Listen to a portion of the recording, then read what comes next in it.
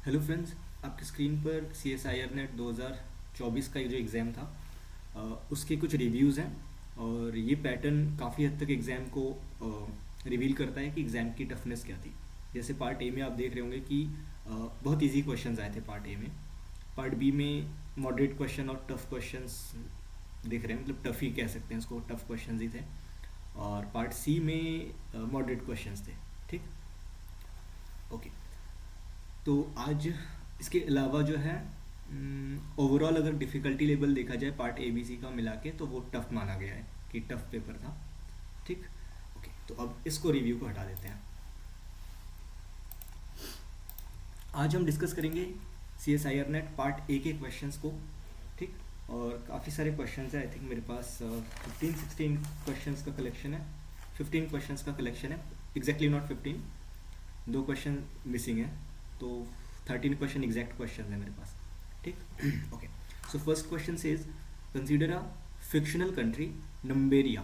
ठीक है, एक कोई कंट्री है, फिक्शनल है, मतलब ज़रूरी नहीं है कंट्री एग्जिस्ट करता हो। Then which of the following is odd. ठीक है, in the context of Numberia. तो नंबेरिया के कंटेक्स्ट में इनमें से कौन सा ऑड है। जैसे नंबेरिया आप दिख रहे होंगे, अगर आप थोड़ा सा और ध्यान दो तो आपको इसमें ये वाला वर्ड दिख रहा होगा, नंबर, है ना। और अगर आप थोड़ा सा ऑप्शंस पे ध्यान दो इसके, तो कुछ कुछ और चीज़ें आपको दिखने लगेंगी। आपको और ढूंढना है, यानी कि कोई जो इससे मेल ना खाता हो। जैसे पहला वाला देखो, इसमें 1 दिख रहा है मुझे, ठीक है, यहाँ पे 2 दिख रहा है, और लास्ट वाले में 5, लेकिन इसमें ऐसा कोई भी नंबर जैसा कुछ भी नहीं दिख रहा। राइट, तो जो ऑड चीज़ है वो ऑप्शन बी हो जाएगा। और ऑप्शन बी बिल्कुल ऑड है, अजीब सा है, बिल्कुल मैच नहीं कर रहा है, नंबर से मैच करता हुआ ऑप्शन ए बी सी आ रहा था। तो ये बहुत ईजी क्वेश्चन था। ठीक, ओके। नेक्स्ट क्वेश्चन पे आते हैं। Says consider a square sheet and fold it along its diagonal. तो आपके पास एक स्क्वायर शीट होगी, suppose this is square sheet. ठीक, और इसके दो डायगोनल्स होते हैं। तो मैं सपोज करता हूँ ये इसकी एक डायगोनल है, तो मैं इसको इस डायगोनल के अलोंग फोल्ड कर देता हूँ। तो जैसे ही मैं इसको फोल्ड करूँगा, फोल्ड करने के बाद मुझे स्ट्रक्चर दिखेगा कुछ ऐसा। Right, okay. क्वेश्चन दोबारा पढ़ते हैं। तो एक स्क्वायर था, उसको फोल्ड करा गया उसके डायगोनल के अलाउंग। ठीक है, okay. Next, now fold it again twice. तो इसको फिर से फोल्ड करना है 2 बार अलोंग द हाइपोटेनियस। अब इसको फिर से 2 बार अच्छा, इसका साइड दे रखा था 10 सेंटीमीटर, वो लिखना, स्क्वायर ऑफ साइड 10 सेंटीमीटर। ठीक, ओके। तो ये जो स्क्वायर दिया था इसका साइड था 10 सेंटीमीटर। अच्छा, ये 10 सेंटीमीटर होगा, तो ये अब भी 10 सेंटीमीटर ही रहा होगा, ये हाइट भी 10 सेंटीमीटर ही होगी। तो ये डिस्टेंस कितनी हो जाएगी, डायगोनल 10 स्क्वायर रूट 2, है ना। Okay, so fold it again twice along the hypotenuse. तो अब जो हाइपोटेनियस है इसका आप एक बात और ऑब्जर्व करोगे कि यहाँ पे राइट एंगल बनेगा। तो इसका अब जो हाइपोटेनियस होगा वो ये वाला साइड बन जाएगा ना, ये हाइपोटेनियस है, तो इसको हाइपोटेनियस के अलोंग फोल्ड कर दो, मतलब उसका हाफ कर दो। तो अब आपके पास जो फिगर बनेगा दैट विल बी लाइक ऐसा, और यहाँ पर बनेगा राइट एंगल। ठीक है, यहाँ पर अब भी 10 सेंटीमीटर है, और ये डिस्टेंस, ये पूरी डिस्टेंस अब आधी हो जाएगी, तो ये बनेगा 5√2। ठीक है, और ये डिस्टेंस भी 5√2 बन जाएगा। अब वो कह रहा है 2 बार करना था, तो ये आपने एक बार फोल्ड किया। सामने 90 डिग्री उसका हाइपोटेनियस है, नीचे वाला ये 10 सेंटीमीटर वाला पार्ट, तो इस 10 सेंटीमीटर वाले को फिर से फोल्ड कर दो, अगेन फोल्ड करो। तो जब आप इसको फिर से फोल्ड करोगे तो अब आपके पास कैसा स्ट्रक्चर मिलेगा, अब आपको मिलेगा कुछ ऐसा। ठीक, अब नीचे की भी 10 सेंटीमीटर था वो फोल्ड हो गया है, तो अब ये नीचे वाला बन गया है 5 सेंटीमीटर। ठीक, अब इसके जो साइड होगी, ये जो लेंथ होगी, ये भी आपके पास 10 सेंटीमीटर ही होगा, सॉरी 5 सेंटीमीटर, और ये 5 स्क्वायर रूट 2 सेंटीमीटर। ठीक, ओके। 2 बार फोल्ड कर दिया। अब वो पूछ रहा है what is the length of same side of the finally obtained object. जो फाइनली आपके पास ऑब्जेक्ट मिला है उसका सेम साइड का लेंथ कितना था। तो ठीक है, फाइनली हमारे पास जो ऑब्जेक्ट मिला है वो ये है। अब इसमें सेम साइड कहाँ पे है, दो ही सेम साइड है, ये दोनों, ये और ये। उसकी लेंथ कितनी है, 5 सेंटीमीटर। वो पूछा गया था, जो कि ऑप्शन सी में अवेलेबल था। ठीक, और नेक्स्ट क्वेश्चन पे आओ। Question number 3। क्वेश्चन 3 कह रहा है कलर यहाँ पे कुछ और दे देता हूँ। ठीक students are categorised into 5 subjects, ठीक है, 5 सब्जेक्ट है, PCMHE, ठीक है, 5 सब्जेक्ट्स में बच्चों को डिस्ट्रीब्यूट करा गया है सच दैट, अच्छा मैंने लैंग्वेज थोड़ा सा जैसे याद आया मुझे, मैंने वैसे ही करा है, ठीक है, तो ऑब्वियसली ये एग्जैक्ट क्वेश्चंस नहीं है, तो 5 सब्जेक्ट में कैटेगराइज किया गया है, ठीक है, सच दैट इस तरह से कि 40% आर इन फिजिक्स, ठीक है, 40% स्टूडेंट्स फिजिक्स लेते हैं, okay. Maths and chemistry students are same in numbers, तो जितने मैथ वाले हैं उतने ही केमिस्ट्री वाले हैं, ठीक है, तो फिजिक्स वाले कितने हैं 40%, और जितने मैथ वाले हैं उतने ही केमिस्ट्री वाले बच्चे हैं, okay. The rest students are divided equally in Hindi and English suppose, और जो बाकी बचे हुए हैं वो भी इक्वली डिवाइड हो जाते हैं हिंदी इंग्लिश में, तो जितने हिंदी के हैं उतने ही इंग्लिश के स्टूडेंट्स भी हैं। आगे, विच पाई चार्ट, इसमें से कौन सा पाई चार्ट डिपिक्ट करता है, यानी कि डिस्क्राइब करता है द सिचुएशन करेक्टली, इस सिचुएशन को कौन सा चार्ट करेक्टली डिपिक्ट करता है, यानी कि एक चीज़ देखो, यानी कि यहाँ पे अगर कोई भी पाई चार्ट होगा, ठीक, तो उसमें दो एरिया मतलब ऐसे होंगे, ये दोनों आपस में बराबर होंगे, ये दोनों आपस में बराबर होंगे, इन दोनों के बराबर होने की गारंटी नहीं है, ठीक है। तो अब आपको इसमें सर्च करना था पूरे उसमें कि दो एरिया वाले कहाँ पे बराबर है। ऑप्शन ए में देखो, ये वाला एरिया बराबर था, और ये वाला एरिया और ये वाला एरिया बराबर था, और पार्ट ये 40% था, यानी हाफ से कम था, और ये वाला पोर्शन हाफ से कम ही दिख रहा है, ठीक है, तो option A was the correct answer. और बाकी में ऐसे अजीब से फिगर्स बने थे जहाँ पे कुछ बिल्कुल एग्जैक्टली हाफ नहीं मैच कर रहा था, ठीक, तो option A was the correct answer. Okay, come to next question. Sphere is inscribed in a cube such that, एक स्फीयर है जो किसी क्यूब के अंदर रखा गया है, such that the radii of sphere and side of cube are same, ठीक, यानी कि एक आपके पास क्यूब है कुछ, और इस क्यूब के अंदर लग नहीं रहा है क्यूब, और इस क्यूब के अंदर एक स्फीयर रखा गया है,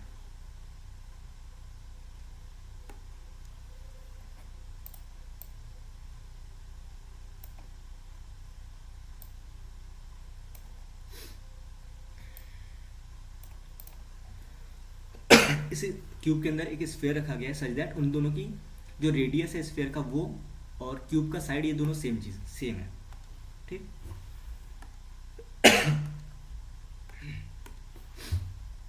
तो मैं मान लेता हूँ कि जो साइड है वो ए है, ठीक है, तो मतलब रेडियस स्फीयर की ए है, तो इसकी पूरी साइड 2a हो जाएगी, ठीक, ओके।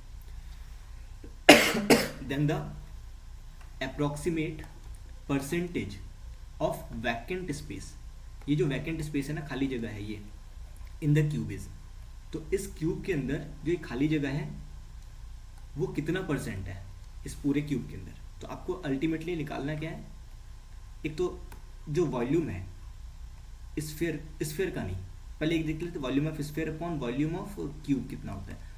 अगर इस ये क्वेश्चन समझ में आ गया ना, मतलब आपको जो स्पेस बचा है वो स्पेस कितना परसेंट है पूरे क्यूब का, वो निकालना है आपको फाइनली। तो मैं एक काम करता हूँ, VS निकाल लेता हूँ, VS मतलब वॉल्यूम ऑफ स्फीयर, और इसका फॉर्मूला होता है 4/3 पाई आर क्यूब, यहाँ पर जो रेडियस है वो a है, तो a cube divided by volume of the cube का साइड के लेंथ कितना है 2a, तो साइड का क्यूब होता है ना, and it comes out to be 4/3 times pi a cube into 1/8 a cube, right. a cube से a क्यूब कैंसिल, 4 1 4, 4 2 8, सो ये आ गया π/6, ठीक है, ओके। तो क्यूब स्फीयर का और क्यूब का जो रेशियो है वॉल्यूम्स का वो π/6 आ गया, सॉरी। अब देखो, अब आपको निकालना क्या है कि वैकेंट स्पेस कितना है, आपको इसका नहीं निकालना था, वैकेंट स्पेस का निकालना था। तो percentage of vacant space equals to, ये तो आपने भरे हुए का निकाला, तो वैकेंट का कैसे निकालोगे, 1 माइनस ये π/6 करोगे, है ना, 1 माइनस दिस, और परसेंटेज निकालना था तो मल्टीप्लाई करोगे 100 से, और फिर साथ में इसमें डिवाइड भी करना था, नहीं इतने से बात बन जाएगी, क्योंकि ये आपने वो रेशियो निकाल दिया ना, 100 से मल्टीप्लाई करते ही रेशियो को वो परसेंटेज में कन्वर्ट हो जाता है, लेकिन आपको 1 माइनस से माइनस करोगे क्योंकि आपको वो हिस्सा नहीं चाहिए था, उसका कॉम्प्लीमेंट चाहिए था, राइट।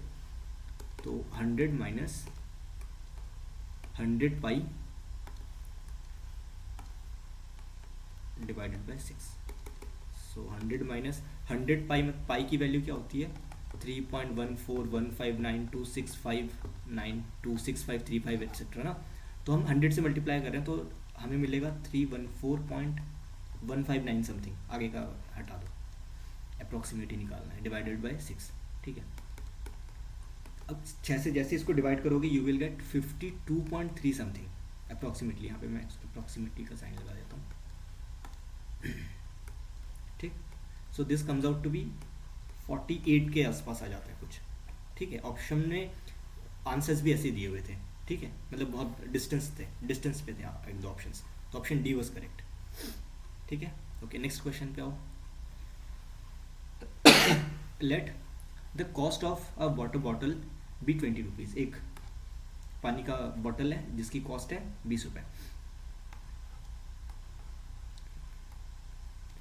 ठीक है, जब आप बॉटल खरीदते हो तो बॉटल भी खरीदते हो, साथ में उसके अंदर का पानी भी खरीदते हो आप। ठीक है, दोनों चीज़ें खरीदते हो, तो दोनों का मिला के कॉस्ट कितना है 20 है। If the cost of water is 15 rupees more than the cost of water bottle, यानी कि जो पानी की कीमत है वो 15 रुपये ज़्यादा है बॉटल की कीमत से। पानी की कीमत, इसके अंदर जो लिक्विड भरा हुआ है उसकी कीमत इस पूरे प्लास्टिक के बॉटल से 15 रुपये ज़्यादा है। ठीक है, तो आप सपोज कर लो, suppose the cost of bottle,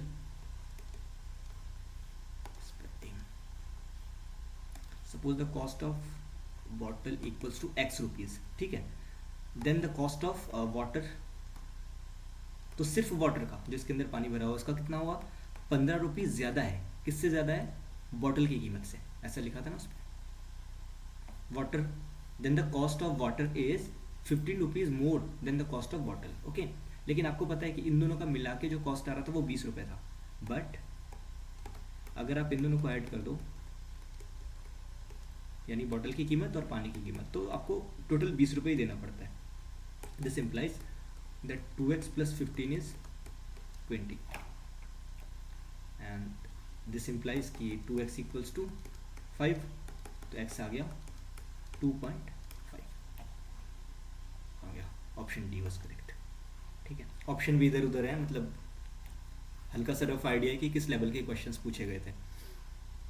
अगला है which one of the following is correct in correct order.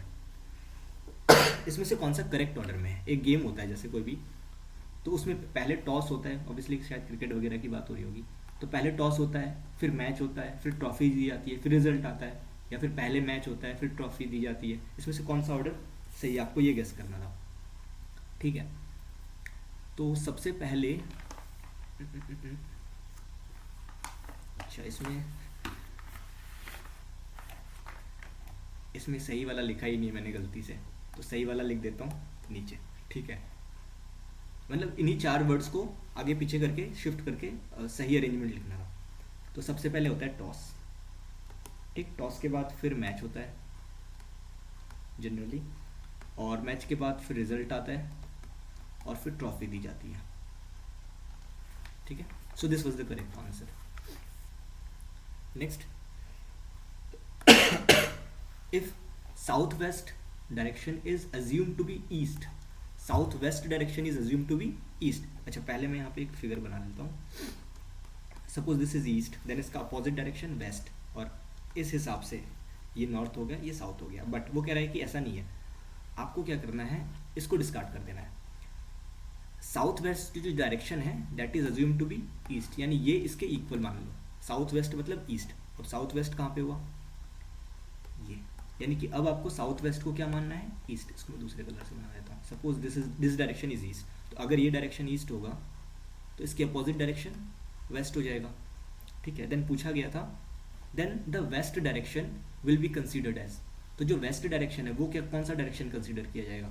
West direction किसको माना जाएगा? अगर साउथ वेस्ट को माना जाता है तो ये नॉर्थ ईस्ट को माना जाएगा, है ना। इस वाला एरिया नॉर्थ ईस्ट होता है ये, तो नॉर्थ ईस्ट वाला ऑप्शन था ऑप्शन बी में। So option B was correct.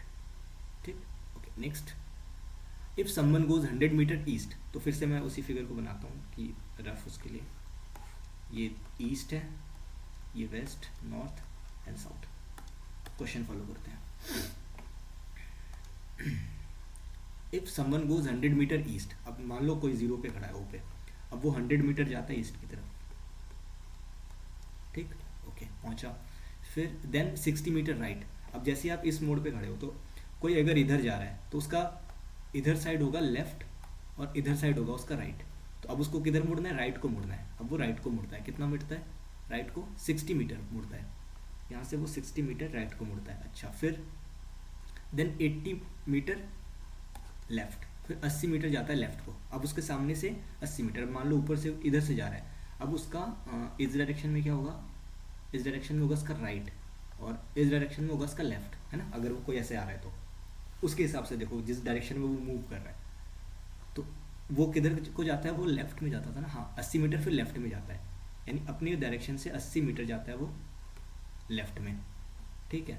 अच्छा, फिर देन टर्न्स लेफ्ट और फिर घूम जाता है लेफ्ट की तरफ। अब यहाँ पर से जैसे ही आया वो, तो वो लेफ्ट को मुड़ता है, यानी इधर डायरेक्शन को मुड़ता है, तो ऐसे मुड़ गया कुछ किलोमीटर शायद, ठीक है। देन हिज या her face will be in the direction, तो उसका फेस किस डायरेक्शन में होगा। अब इस सिचुएशन में उसका फेस किस डायरेक्शन में है, नॉर्थ डायरेक्शन में, ठीक है। तो इसमें आंसर सी वाज करेक्ट, ठीक। Next of consider the 3 statements for the sets ABCD। 4 sets आपके पास दिए हुए हैं ABCD और 3 स्टेटमेंट कंसीडर करना है। ये मॉडिफाई करा गया है कम्प्लीटली, ठीक है, क्वेश्चन को। All elements of A are in B, यानी कि A is subset of B, set theory के टर्म्स में। Some elements of A are in B, कुछ एलिमेंट्स A के B में है, यानी कि इन दोनों का इंटरसेक्शन एम्प्टी नहीं है। Third statement, no elements is common in A and D, A और D में कोई भी एलिमेंट कॉमन नहीं है, यानी इन दोनों का इंटरसेक्शन एम्प्टी है। अब जैसे आप ऑप्शंस में देखोगे तो A is subset of B, यानी कि B के अंदर A होना चाहिए, जो A है वो पूरा पूरा B में होना चाहिए। ऑप्शन A देखो ये सेटिस्फाई कर रहा है, तो ये हो सकता है। ऑप्शन B नहीं होगा, क्यों, क्योंकि A पूरा पूरा B के अंदर नहीं है। ऑप्शन C हो सकता है, ऑप्शन D भी हो सकता है, ठीक है। अच्छा, दूसरा कंडीशन देखो, A intersection B is non empty, यानी A और B डिसजॉइंट नहीं होने चाहिए, किसी में भी नहीं है, तो ये तो खाली दे दिया। इसका यूज़ कर लिया, इसका यूज़ कर लिया, जिसका हमने कोई यूज़ ही नहीं था। ऑप्शन डी कह रहा है A intersection D is empty, A और D का इंटरसेक्शन एम्प्टी है, इसमें D बनाया नहीं, कहीं पे बना लो, कहीं इसके अंदर बना लो, इसके अंदर कहीं पे D बना लो इधर, क्योंकि ये गलत है, सही वाला ऑप्शन D था, ठीक है। A इंटरसेक्शन D इज वो एम्प्टी, मतलब इस टाइप से कुछ बना हुआ था कि डायरेक्टली आपको एक से वो करके बन जा रहा था, ठीक है, okay. Come to next question, let pH level of some solution is 8 on pH scale. pH scale पर किसी कोई सॉल्यूशन है, द्रव है, उसका क्या कहते हैं, pH स्केल पर जो लेवल होता है वो 8 है, 8 पर है, ठीक है। मतलब आपको अगर pH स्केल बताएं, यहाँ पे 7 होता है जिसका नॉर्मल होता है, जैसे ही 8 होता है तो वो बेसिक होता जाता है इस डायरेक्शन में, और जैसे ही इधर जाता है तो वो एसिटिक होता जाता है, ठीक है। 14 तक होता है। If this solution is diluted 100 times, dilute करने का मतलब है उसकी इंटेंसिटी को कम करना, ठीक है, विद वाटर ऑफ 7 pH, उसके अंदर पानी डाला जाता है, ठीक है। हर बार पानी डाल डाल के 100 बार पानी डाला जाता है उसमें, पहली बार डाला फिर मिलाया, फिर उसमें से फिर कुछ उठाया फिर मिलाया, ऐसे करके बार बार पानी डाला जाता है, तो उसकी मतलब उसकी जो इंटेंसिटी है, पावर है, वो कम की जाती है। Then the pH level of final solution will be, तो जो उसका pH लेवल होगा वो क्या होगा, क्योंकि आप उसमें बार बार, उसका फिलहाल जो pH है वो 8 है, उसमें बार बार आप 7 वाला वो मिला रहे हो, क्या कहते हैं, लिक्विड फिर मिला रहे हो, तो जैसे ही आप बार बार वो मिला रहे हो तो आप कहीं ना कहीं इस डायरेक्शन में मूव कर रहे हो 7 की तरफ को, ठीक है। एग्जैक्टली आप कभी 7 को नहीं पहुंच पाओगे एग्जैक्टली, बट फिर भी इसकी तरफ को मूव कर रहे हो, तो ठीक है। तो वो पूछ रहा है then the pH level of final solution will be, तो जो pH लेवल है फाइनल सॉल्यूशन का वो क्या होगा, वो ऑब्वियसली 8 से डिक्रीज करेगा, डिक्रीज करना ही कहेंगे ना, पहले 8 था अब वहाँ से 7 हो रहा है, तो ये डिक्रीजिंग है pH लेवल के हिसाब से, तो option A will be correct, है ना। इंक्रीज फ्रॉम 8 से ज़्यादा तो जाएगा नहीं, रिमेन नॉर्मल एज 8, नॉर्मल भी नहीं रहेगा क्योंकि उसमें आप उससे कम वाला कुछ मिला रहे हो, है ना। 7 का भी होगा नहीं, है ना, क्योंकि ऑब्वियसली अगर आप जैसे मान लो पानी है, पानी में पिंक कलर मिला रखा है, अब उसमें से थोड़ा थोड़ा पानी उठाते हो, उसमें निकालते हो और उसमें जो है नॉर्मल वाटर मिक्स करते हो, तो ऐसा आप करते रहो, लेकिन साइंटिफिकली अगर आप ध्यान से देखो तो उसमें हमेशा वो मॉलिक्यूल्स मौजूद रहेंगे, ठीक है। और 100 टाइम्स किया जा रहा है, फाइनाइट टाइम्स करोगे तो हमेशा रहेगा कुछ ना कुछ उसका, ठीक है। तो option A was logically correct. Next question पे आओ। If average of 7 observations is 71, ठीक है। If average of 7 observation is 71, 7 observation है हमारे पास, ठीक है। सपोज x1 x2 x3 करके 7 है, और उनका जो एवरेज है वो 71 है। तो नोट कर लेते हैं इस बात को, यानी x1 x2 x3 ऐसे करके x7 का जो एवरेज लिया जाता है वो 71 आ जाता है, ठीक है, ठीक है। And if we remove one observation, अगर हम एक ऑब्जर्वेशन को यहाँ से हटा देते हैं, x1 x2 x7 में से कोई भी एक हटा देते हैं, देन द एवरेज बिकम्स 75। अगर इसमें से कोई एक हटा देते हैं, तो मैं रैंडमली x7 को हटा देता हूँ, तो मेरे पास बचेगा कौन, x1 x2 x6 तक बचेगा। तो जो बचा कुछ है, अगर मैं उनका एवरेज लूँ तो वो आ जाता है 75, ठीक, ओके। आगे, what is the value of the removed observation. जो ऑब्जर्वेशन आपने हटाया है, जैसे x7 आपने हटाया है, इसको हटा दिया है, तो उसकी वैल्यू कितनी थी ये पूछा है, ठीक, ओके। तो कैसे यूज निकालेंगे, अब देखो इक्वेशन 2 देखो, इक्वेशन 2 में आप एक चीज़ निकाल सकते हो, x1 x2 इसका जो सम है वो कितना है 75 इंटू 6, ठीक। और फ्रॉम इक्वेशन 1 इसको इधर मल्टीप्लाई पे भेज दो, तो आपके पास बचेगा क्या, इसको इक्वेशन नंबर 3 कह दो। तो ऊपर वाले इक्वेशन से आपको मिल रहा है x1 x2 x6 x7, वो 71 इंटू 7, 71 कहाँ से आया, इधर लिखा हुआ था ना ये, और वो 7 से मल्टीप्लाई हो गया, ठीक है। अब इन दोनों इक्वेशन को देखो, इसको इक्वेशन 4 को, इन दोनों को सॉल्व करना है बस आपको। अब इक्वेशन 1 से ये पूरी वैल्यू निकाल के इसमें डाल दो, ठीक। तो क्या मिलेगा आपको 75 into 6 plus x7 is equals to 71 into 7। x7 निकालना था तो उसको सेपरेट कर लो, बाकी सब इकट्ठे रख दो इधर। इधर मैंने कैलकुलेट कर रखा था,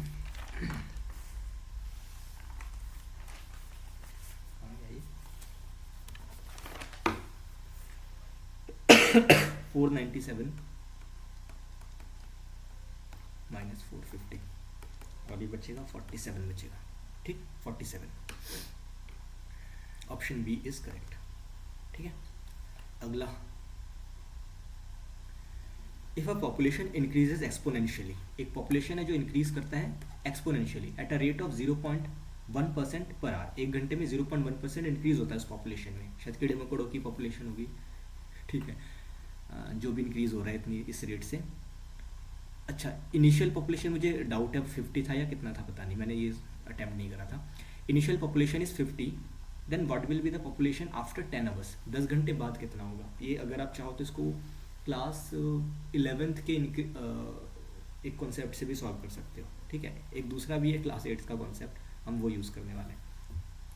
11th का वो वाला जो इंक्रीजिंग डिक्रीजिंग फंक्शन होता है, किसी में बार बार पानी ड्रॉप हो रहा है तो इस एट दिस टाइम उसका वॉल्यूम कितना रह जाएगा, है ना, या इतना कितना बढ़ जाएगा किस टाइम पे, डेरिवेटिव का जो यूज़ होता था।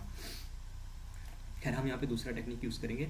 हमारे पास जो इनिशियल डेटा हुआ है ना, इनिशियल डेटा वो 50 है, यानी इनिशियली आपके पास जो चीज़ दी रखी थी वो 50 थी अमाउंट में, ठीक है। आपके पास जो टाइम है वो 10 आवर्स का है, ठीक है। और जो इंक्रीमेंट है, रेट है, वो कितना है, परसेंट में ही दे रखा है, परसेंट में यार, ओके। आपको क्या निकालना है, इतने टाइम में ये कितना इंक्रीज हो जाएगा एक्सपोनेंशियली। तो increment is equals to p times 1/r/100 to the power n, n यहाँ पे टाइम है t, ठीक है। क्लास 8th चैप्टर भी 8 है शायद, नहीं चैप्टर 8 है शायद। चलो p की वैल्यू है 50, 0.1/100/10 आवर्स, ठीक है। और रेट भी पर आवर में ही दे रखा है, तब ये इधर उधर हो सकता है डेटा, और इसको सॉल्व करेंगे तो आया था 50 और 1.01004 टू द पावर 10, और ये फाइनली आया था 50.502। ठीक, अगला सवाल है how many 4 digit numbers can be constructed, how many 4 digit numbers, 4 digit वाला नंबर कंस्ट्रक्ट करना है। अच्छा, इस क्वेश्चन में क्या हुआ था, मैंने क्वेश्चन प्रॉपर्ली ध्यान नहीं दिया, वहाँ पे मुझे लगा 4 ही डिजिट दिया हुआ है, ठीक है, लेकिन एक और डिजिट दिया हुआ था यहाँ पे 5, ठीक है। तो एग्जैक्ट क्वेश्चन था ये वाला, आ गया ये, how many 4 digit numbers can be constructed using the digits 1 2 3 4 5 without repetition, कोई भी डिजिट रिपीट नहीं होनी चाहिए, and one always comes somewhere at left before 2, यानी कि जो 1 है, आप कोई भी नंबर बनाते हो 3 4, तो वो 1 जो है हमेशा 2 से पहले आता है, 2 के बाद नहीं आएगा, जैसे 3 4 2 1 ऐसा नहीं होगा, 1 कभी 2 के बाद नहीं आएगा, यहाँ पे भी नहीं, जैसे 3 2 4 1 ऐसा भी नहीं, 2 के बाद तो आएगा ही नहीं, 2 से पहले ही आएगा, कहीं पे भी आए लेकिन 2 से पहले आएगा, ठीक है, ये कंडीशन थी। तो मैंने इसको जैसे सॉल्व किया था वो मैं आपको बताता हूँ, जिसका आंसर मैं करके आया था, ठीक है, जो ट्रिक था। सच अ वे, सेम क्वेश्चन वही है, बस मैंने यहाँ पे 4 डिजिट वाला नंबर बनाया 4 सिंबल से, और 1 is always somewhere at left of 2, no repetition allowed, ठीक है।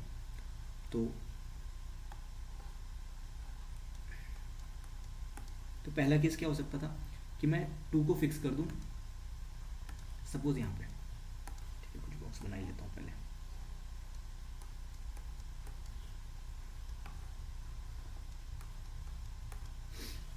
तो पहला केस देखो, अगर मैं 2 को यहाँ पे फिक्स करता हूँ तो 1 को कहाँ होना है, उसके राइट में नहीं आ सकता, हमेशा लेफ्ट में ही रहना है, तो उसके लिए एक ही पोजीशन बची है ये, ठीक है। अब मेरे पास 2 ही डिजिट बचे हैं, 3 और 4, मैं 4 सिंबल लेके काम कर रहा हूँ, तो अगर यहाँ पे 3 आ गया तो यहाँ पे 4 आएगा, और अगर यहाँ पे 4 आ गया तो यहाँ पे 3 आएगा, मतलब ये दो ही पॉसिबिलिटी बची ना। फिर यहाँ पे 1, यहाँ पे 2 है, अगर मैंने यहाँ पे 3 लिख दिया तो 4 को यहीं पे आने की, नो डिजिट रिपीट, और अगर यहाँ पे 4 लिख दिया तो यहाँ पे 3, तो पहले वाले केस में 2 ही पॉसिबिलिटी आई है। जब 2 को सेकंड प्लेस पे मैंने फिट किया है, 1 फर्स्ट प्लेस पे 2 को फिट नहीं कर सकता, क्योंकि जैसे फर्स्ट प्लेस पे 2 को फिट करूंगा तो 1 के लिए स्पेस नहीं बचेगा उसके लेफ्ट में, ठीक है।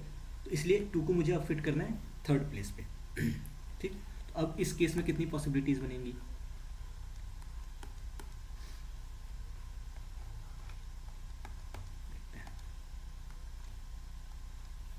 ओके।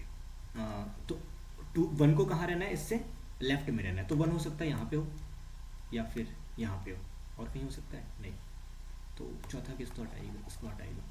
अच्छा, अब देखो, अब यहाँ पर 3 आएगा तो यहाँ पे 4 आएगा, लेकिन अगर मैं यहाँ पे 4 डाल देता तो यहाँ पे क्या रखता 3, तो यहाँ से आया 2 पॉसिबिलिटी। सेम यहाँ पर भी दो पॉसिबिलिटी है, 3 रखा तो यहाँ पे 4 आएगा, और यहाँ पे 4 रखा तो 3 आएगा, तो इस केस से फिर से 2 आया, ठीक है, ओके। तो ऊपर 2 पॉसिबिलिटी, यहाँ पे 2, यहाँ पे 2। अब चौथा केस देखो कि जब 2 जो है 4th प्लेस पे हो, 2 कहाँ पे हो, 4th प्लेस पोजीशन पे यहाँ पे, तो 1 के लिए कहाँ कहाँ जगह बची है,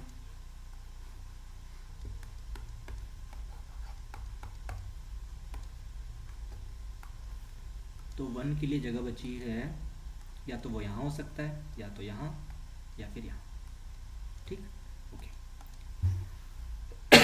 तो यहाँ पर से भी फिर से 2 पॉसिबिलिटी, 3 यहाँ तो 4 यहाँ, 4 यहाँ तो 3 यहाँ, ऐसे करके यहाँ से 2 पॉसिबिलिटी, यहाँ से 2 पॉसिबिलिटी, तो 6 पॉसिबिलिटी यहाँ से, 7 8 9 10 11 12, तो टोटल 12 पॉसिबिलिटीज आ गई इस हिसाब से, अगर क्वेश्चन ऐसा होता तो, क्योंकि अभी यहाँ पे 5 है तो उसको आप अपने अकॉर्डिंग कर सकते हो बैठ के, ठीक है, मैं नहीं कर रहा हूँ, हो गया पेपर।